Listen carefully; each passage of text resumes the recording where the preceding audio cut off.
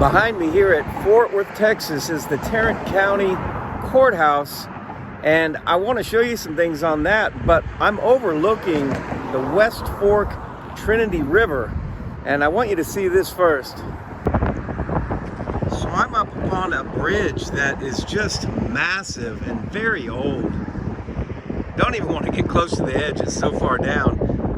Right on this river.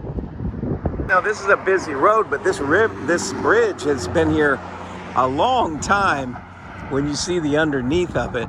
Just a massive expansion, but perfectly centered on this road, right up the street, is the massive, beautiful stone structure, which is now the Tarrant County Courthouse. And it's amazing to look at it. It looks like many other buildings, one being the one in Minneapolis that is the City Hall, when you get closer to it because of the size of the stones that it's built with. The amazing thing about it, or one amazing thing, is that it's right centered perfectly on this road. So obviously that wasn't an accident. That would have been planned out in completeness, which shows, you know, a master plan for it. Now it's said that this building was constructed with the cornerstone being laid in March of 1894, and by 1895 the building was complete. Again, as many other buildings I've profiled, I want you to be the judge of that. But we're going to step up closer and take a look across this road. And now, perfectly centered on this majestic building, you can see a little closer, but I want to turn around and show you the perfect symmetry of the construction. Here we are right at the center.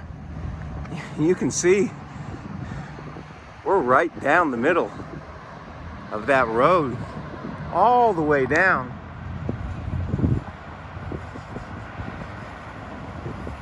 A perfect pattern of construction, which shows that this was planned well in advance even of the bridge itself. But yet it's said that there were multiple courthouses, much as the story is in many other old courthouses around the country, and there always seems to be a fire or two or three involved. And that's no different with this location. In 1860 there was already a courthouse here that in 1876 is said to have burned, which seems tough to do when it's made of massive stones, and then those stones were used to reconstruct another courthouse that was really only around for a little over a decade before it was said that it was too small, and so they had to construct this one. Now that's a lot of courthouses in a very short period of time, supposedly, when that bridge has already been centered on this perfectly. But you know, they'll probably say that those courthouses were centered also. At any rate, let's take a look at this one and see what we can see that's in front of us. Everything else is conjecture. The one thing that we can see is the amazing masonry work and stone work that's here. This is said to be pink granite from Texas. So when you look at a stone just like that, that's about 1.5 feet by 1.5 feet. You always want to remember that a cubic meter, which is a little over 3 feet, so you'd have 3 feet across would be about to here. And this is a little smaller than that, but 3 feet by 3 feet back by 3 feet down, it runs about 6,000 pounds. Let's go over here and take a look at what we have. This stone is about 1 foot, there, 2 feet, 3 feet, 4 feet, right at 4 feet. And providing that it's actually wider than what you see there, you're definitely looking at a stone there that is weighing that. And when you go up, you see that one is 2, that one is also, that one is also, and continuing up all the way. And at other courthouses, they would say that they had donkeys going around operating a pulley system which would pull those up. But let's just figure out first how you're going to break this stone out. There's really no markings on there, any stone chisel markings or rod markings from removing that rock. It looks pretty well, just completely natural with nothing on it. So you have to remove that first and then get it here, set it in place, and you'll notice that mortar is not squeezed out. It's just perfect in the width of it all along. It would seem quite a project just to take this stone out of the ground, get it here in a horse and wagon, then get another stone and set up on top of it. But first get the mortar in between, set it down perfectly with no power crane or power tools or anything like that in the 1800s, and have that mortar be set perfectly. And then look at the corner. The corner tapers in slightly, tapers in up to that level, and then it goes up perfectly straight on the corners all the way up. And that's amazing construction, amazing stonework. Regarding this building having been done much, much earlier than what the timeline is said, which when you really look at this closely, you can't imagine anything but that. At this time out on the prairie, where it gets to be hundreds of degrees, be able to construct this just because your current courthouse is too small, so we're gonna get rid of it and instead build a brand new one that is a castle structure of stone, rather than keep the one you have and just have another building down the street, is incredible. And as I showed you, this stone is 4 feet, and then we're about a foot and a half tall. But let's go up and look at the next stone right above that border right here. That is running about at least 8 to 9 feet long. And the one above it also, and the one above it, those stones are probably weighing, if the width is the same as the height,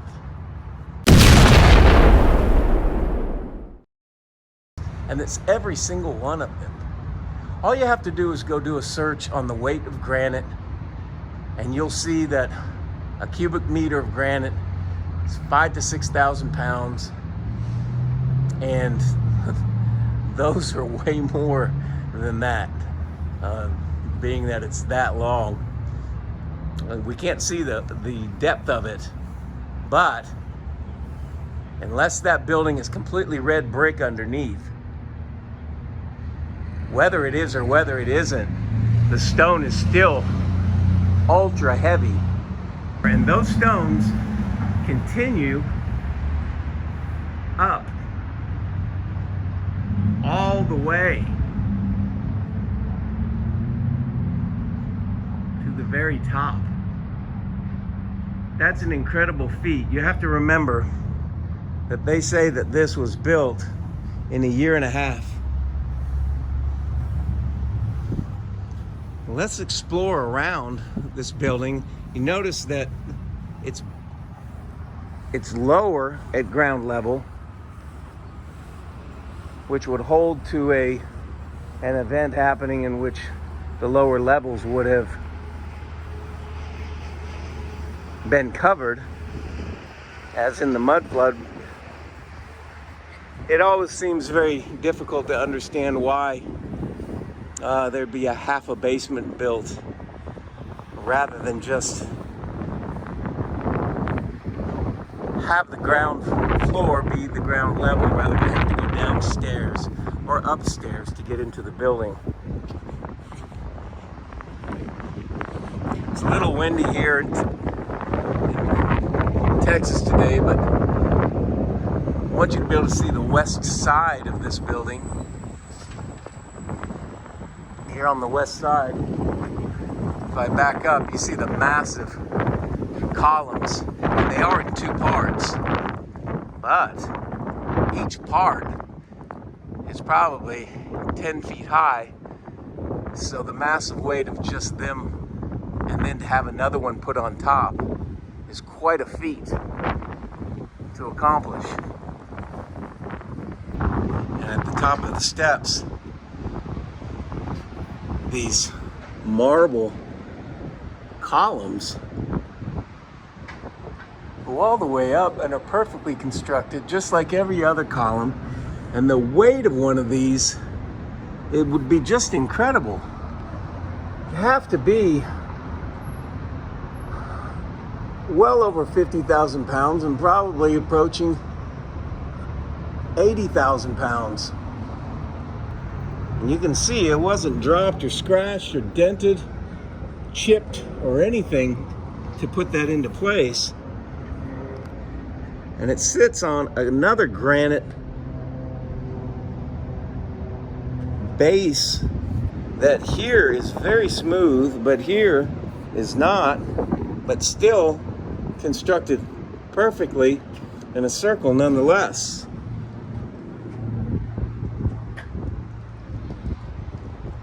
Both columns here are just the same. These columns match perfectly.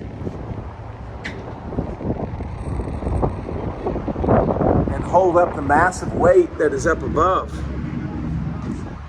You would not want shoddy construction or somebody not knowing what they're doing to put that kind of weight on top of those columns. Now look over the windows here. The stonework here is impeccable because those stones have to be cut like a portion of a pizza slice just to get them in there and fit perfectly, because the mortar is not wider at one end than the other. So therefore the stone itself needs to be. And you can see that that stone is, as is one next to it, and the stones are set perfectly there. Now here on the south side, the bridge was on the north side. You can see that these columns are put well up above. Another thing about these stones is they're perfectly level. There's no aberrations or anything that would indicate that the foundation had ever settled even an inch, because it would cause a crack and problems all the way up. And that corner on this side is perfectly defined. And then we have these ultra heavy, perfectly made columns, 2 on each side, put up above.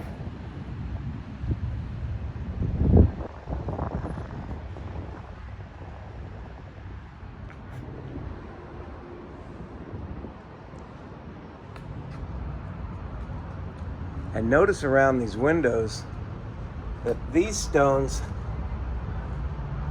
are put in between, but the window frame itself is also made of the same stone. And if that was not chipped out and carved into that perfect angle, which seems almost impossible, it would have had to have been some kind of an aggregate, almost like made like a brick. But either way, it's an intense construction just of the stone itself that goes in place right there. And you can see here now, this is the first time I've seen it, but there is a crack in that rock, which I've not seen anywhere else. And that also is amazing, that there's no cracks or shifting in this building, given those weights of the stones. Imagine it stacked all on top of each other, clear up to the top.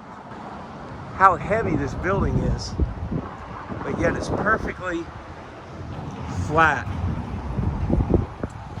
perfectly level. And to be able to accomplish construction like this, even today, I would deem it impossible with stones like this.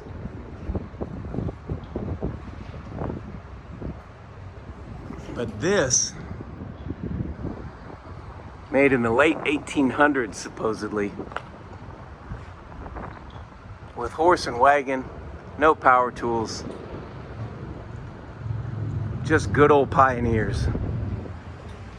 What do you think about that? Post in the comments down below. Do you think that's even remotely possible? Or do you think that this is part of a much older construction and time period in which these buildings were not constructed, but they were found here, overtaken, and had the history changed, but the symbols remain? Now, I think the constructors of this were as grand as the construction in their ideals and what they held up society to be. And when you see something like that across the entire earth, reflected in all the buildings, if the Bible is then true, it should be in there.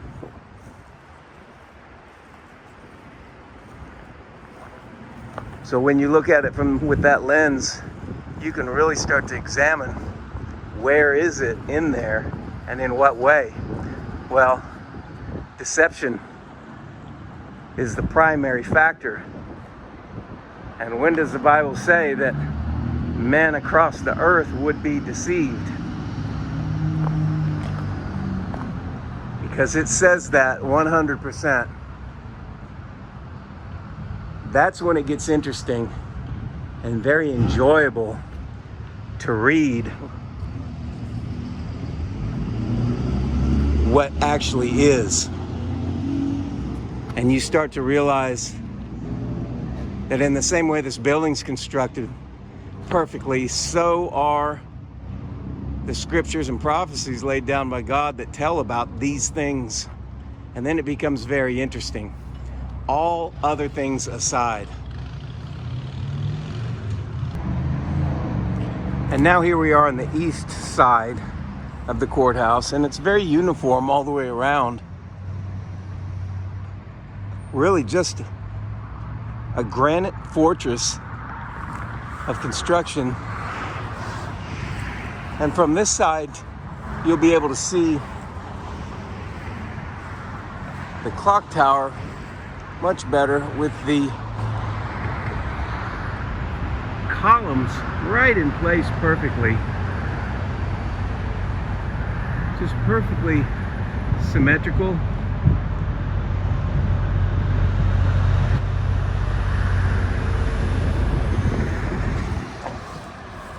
And again, this is on a hill, just perched up above, overlooking a valley, the river,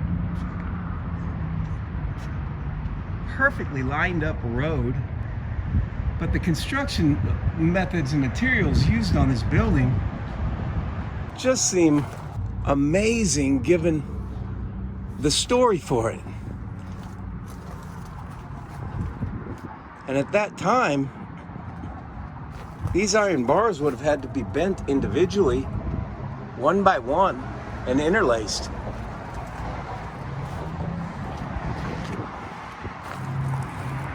And if you look at the size of this stone here on the side, it has a slight curve to it even. You see how that's made? This stone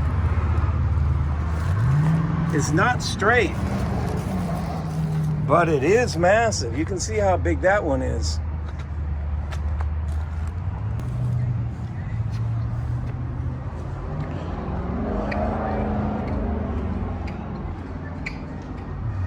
We can see in. The floors are still there, original. But then as we turn around and look perfectly down the center, you can see that this entire plan is not random. And as is typical on these buildings, the entrance is around to the side because the entrances they made are clear up a level of stairs, although given a mud flood scenario, they would not be. So you either have to go upstairs to get in or downstairs to get in. The entrance of this being back around on the west side, and by stepping down to get there. Strange construction if that's the way it was planned, and the story is, as they said, it was done with a stubby little door on such a grand building at the downstairs, the lower level. Seems off on such a perfectly constructed grand granite fortress.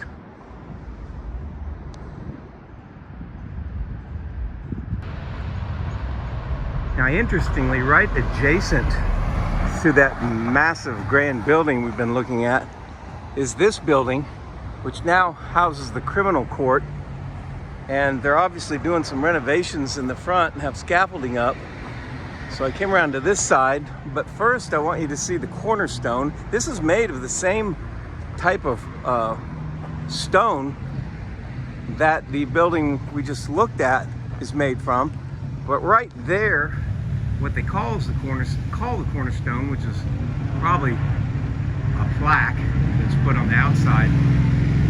It says it was laid by the Fort Worth Lodge in 1917. So this cornerstone has been done under the authority of the Masonic order. And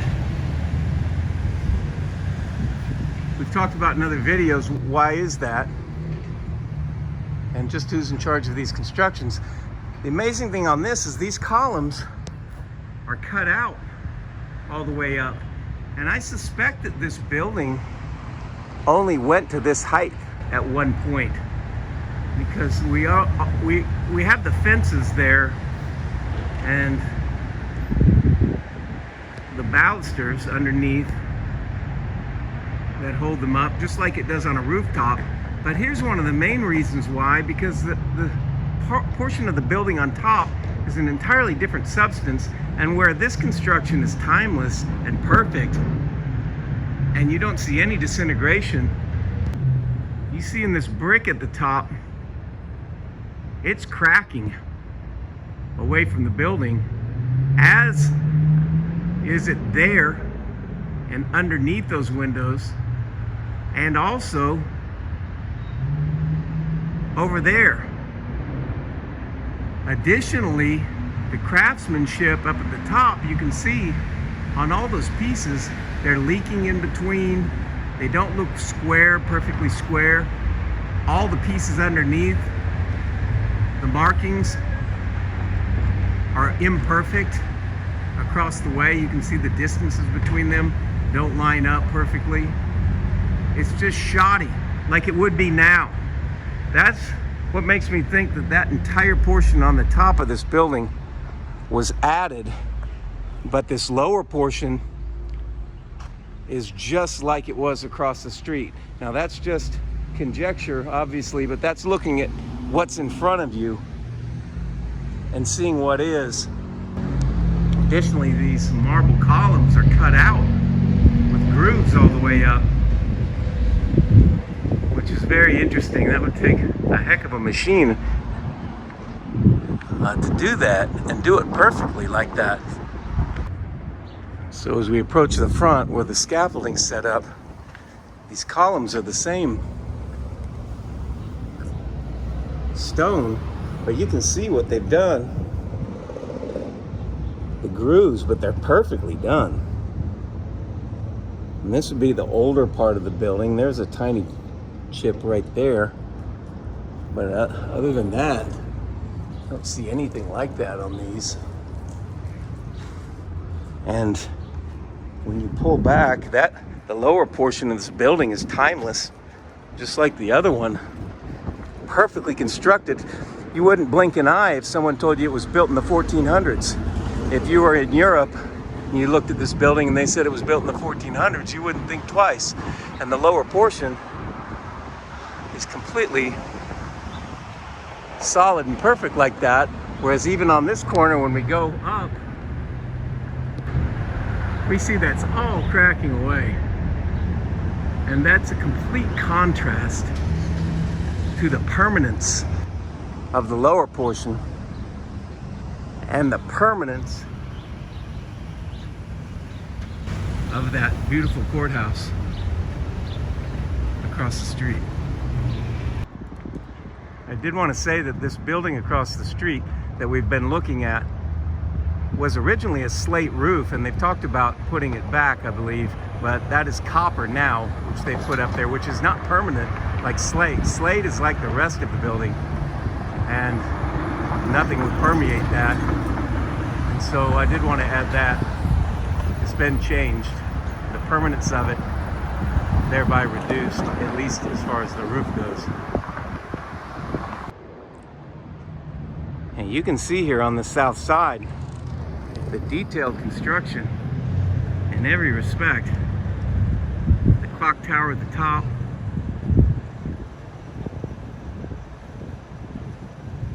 all the symbols, the acanthus leaves, which you can clearly see. So here on the south side of this structure, right near the entrance, we have what is called the cornerstone, and the front has an engraving. It says Commissioners Court, Tarrant County, has the architects at the bottom. But then right here engraved it says, this stone was laid by the Fort Worth Lodge, number 148, ancient, free, and accepted Masons on March 17th, and this would be 1894.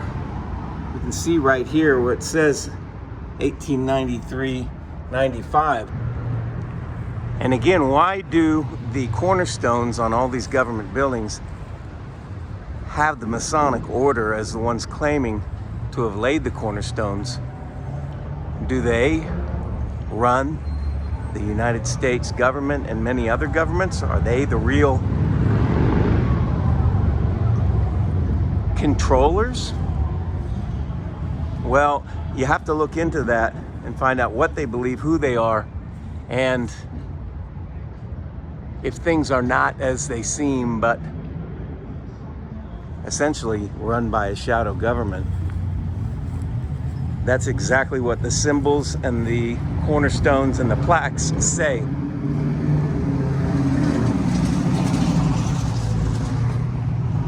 And again, by the commandment of Jesus Christ, we are to expose works of darkness, expose deception with the light in the authority of Jesus Christ, not of ourselves, because we don't have the legal right to do those things. We have them in the body of Jesus Christ because he's the only one that gained the freedom legally, the dominion legally over the ruler on the earth, which was given to Satan by God. And he's the one that has the legal right, aside from those who are in the body of Jesus Christ. And we're commanded to expose darkness and bring these things to light and walk in that authority. And God will do the rest. The Tarrant County Courthouse here at Fort Worth, Texas. Just an amazing grand structure. The weight of that is just incredible to ponder. Hit like and subscribe down below, and I'll see you in the next video.